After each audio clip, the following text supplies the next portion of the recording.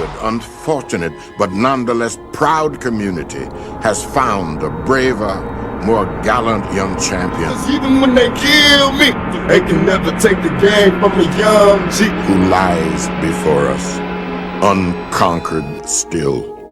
Yo, Bishop! What you want? On the set, the motion picture Juice, Fab Five Freddy with one of the stars of the movie, Tupac from Digital Underground. Tell us about your character in this movie, because I know you're the villain. Yo, I play me, straight ruthless villain, straight killer, straight take no scissors. What you gonna do, shoot me in the elevator?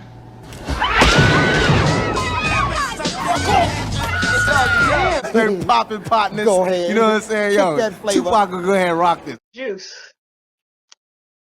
Juice. How I love Tupac. Tupac came into my office one day while I was casting Juice, and it was a day off for my assistants because it was a holiday. And he bounced in and said, I want to play Bishop, I want to play Bishop. I'm like, okay, who are you? He said, my name is Tupac. I said, okay, Tupac. I wasn't busy, so I thought, I can have this guy audition for me. It'll be okay. So I gave him sides, which is like a few sheets of the script.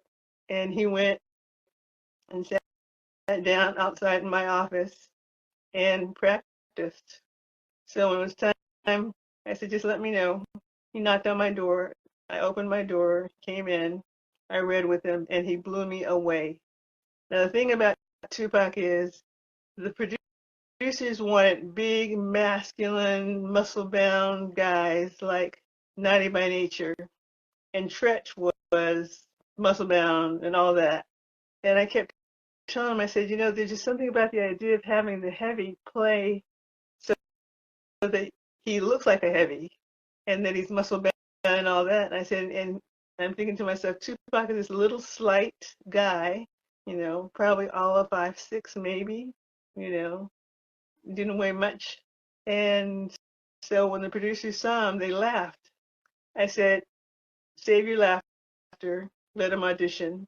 So when he read, it turned out, sure enough, they were dazzled. They were absolutely dazzled. And they asked me if they could tell him that he had the part. And that was literally the first time that he came in and auditioned for them. So all the rumors of who said what and who bought what and who did what and whose best friend he was, and, no. He wasn't anybody's best friend. He came in and auditioned. Yo, YouTube, what up? It's your homie Gab. I'm in the building, and this is MAKAVELI Media. Before I get started with this video, let me give a shout out to the homie Taye. Be sure to go check out his YouTube channel. He got some dope stuff on there, some incredible interviews, man. And, the brother was gracious enough to let me review this interview with the legendary Miss Jaki Brown. Now, Jaki Brown is a casting director for several hit movies, many of which we all know and love, like Boys in the Hood and Juice and Waiting to Exhale. Like, the lady is the real deal, right? Found and broke a lot of talent within the black movie industry, from Cuba Gooding Jr. to Nia Long to Morris Chestnut, and yes, Tupac Shakur, because this was his actual first feature debut in a motion picture. So gotta give her props for that.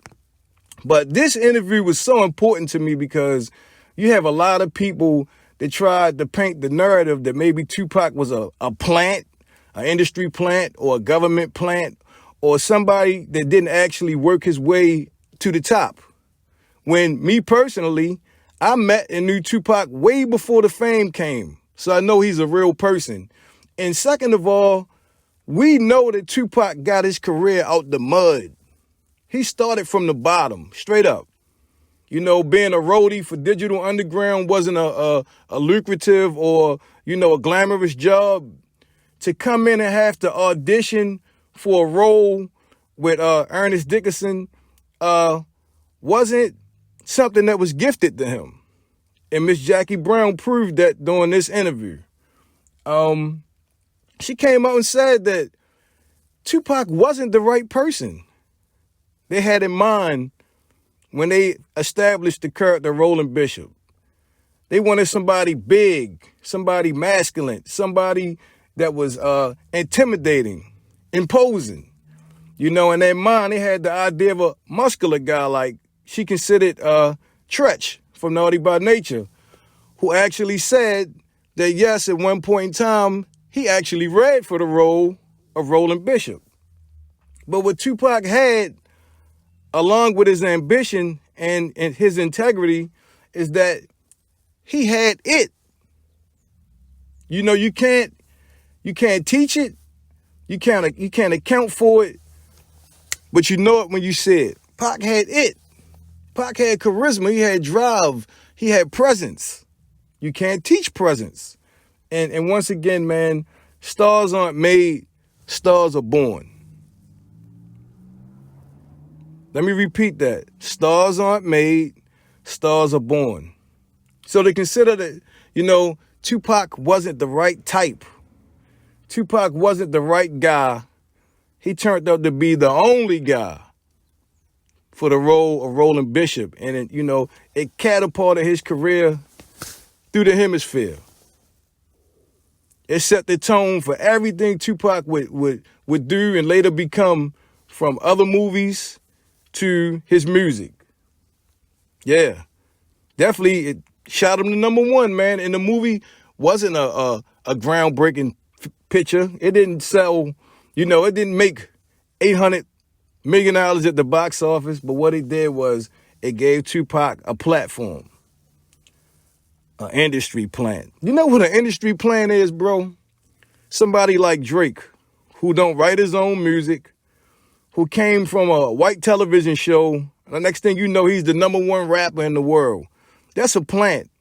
Or somebody like Kevin Hart, who nobody remembers him doing, you know, stand-up comedy at all of the famous, you know, popular spots for up-and-coming comedians, to this guy just coming out and being #1 out of nowhere. Getting all the movie roles and on his own TV shows and being producer of different projects, and nobody recalls him actually paying his dues. But yeah, Tupac paid his dues, man. And I'm not taking nothing from Drake or Kevin Hart. I'm just saying you can't compare the career path. You know, you seen the beginning of Tupac. You saw the end of Tupac. So how could somebody insinuate that, you know, Tupac was a plant or, you know, somebody that was manufactured when he had things that you just can't teach? You can't manufacture the stuff he could do. Straight up. So you got to acknowledge the gifts, bro. And back to the movie Juice. She said Tupac read for it and he blew our way. He had a few years of, you know, training classical, you know, theatrics at the Baltimore School of the Arts, Performing Arts. But it wasn't like he did it for 10 years. He did it for maybe 2 years tops. But you add that with who he was, and there you have it. She said they brought him in, and he got laughed at. The people laughed at him. Standing there, every bit of what? She said 5'6". I thought Pac was a little taller than that. I believe he is, you know, but I met him. I was a kid, damn near. I was a kid. So, yeah, she said every bit of 5'6" and slender, and, you know, that's not what they had in mind. And the people, quite frankly, thought it was funny. But after he read and, you know, bringing the passion like Pac could and, you know, showing his talents, he floored the motherfucking people. She said they came in the room, was like, can we tell him now he got the part? Out of sheer excitement. Because it didn't take long for them to realize that they had made a mistake and that Tupac was special. I don't think they knew at the time how special he really was, but they knew it was something there. Anyway, I just thought it was a dope interview. You know, be sure to check the whole interview out at Taye's channel, man, and tell me what you think. been a pleasure as always. Don't forget to sub to the channel. This is MAKAVELI Media. I'm your homie Gab. I'm signing off. I'm about to hit y'all with the peace.